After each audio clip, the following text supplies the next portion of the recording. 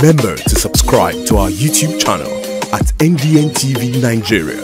Click on the subscribe button and be the first to get notifications. The people of Otor-Owhe community in Isoko North local government area of Delta State have given their seal of approval to the leadership of the community under its current President General, Engineer Wilfred Atunu, for initiating people-centered projects and programs.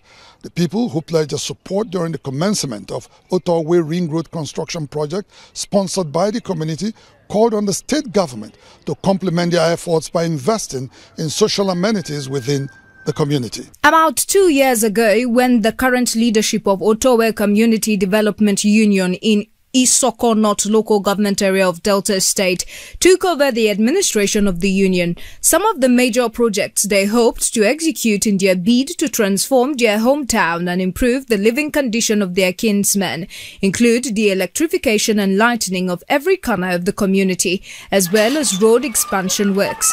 With the lightening job put to rest successfully, President General of the Community Development Union, Engineer Wilfred Atunu, led other eminent sons and daughters of the land to flag off the construction of the Otor-Owhe Ring Road project done by the Otor-Owhe of Owe Kingdom, His Royal Majesty Romanus E. Inanna. In the name of the Father, Amen, the Son, Amen, and the Holy Spirit. Amen. Engineer Atunu is confident that the project will impact the lives of the people in the community. The whole community will be linked up in a ring road so that the town can expand.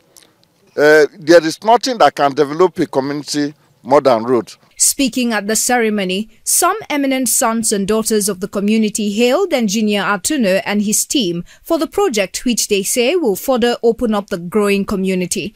They, however, called on government to partner with the leadership of the community for more. He's doing this beautiful road to ensure that this community we actually develop to the satisfaction of everybody. Every person, Dick and Harry, is supporting him because he's not using the money to develop himself.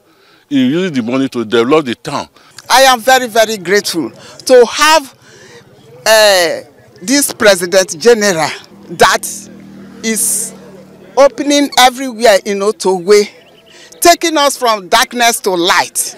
Meanwhile, the Otor-Owhe Community Development Union has called on its sons and daughters at home and abroad to be true ambassadors of the community by exhibiting the cultural values and dedication their ancestors are known for in time past.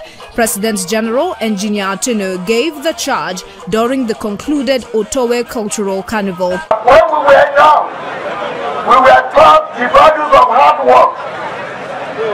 How to work hard to become great in the future, which is against what is happening now. Now people make work without source and nobody questions it.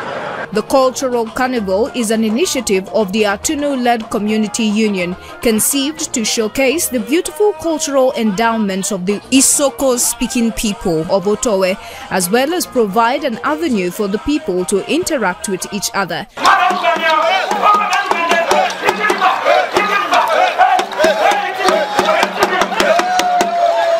The carnival featured march past by different quarters and branches present, as well as a lecture delivered by Dr. Charles Apoki.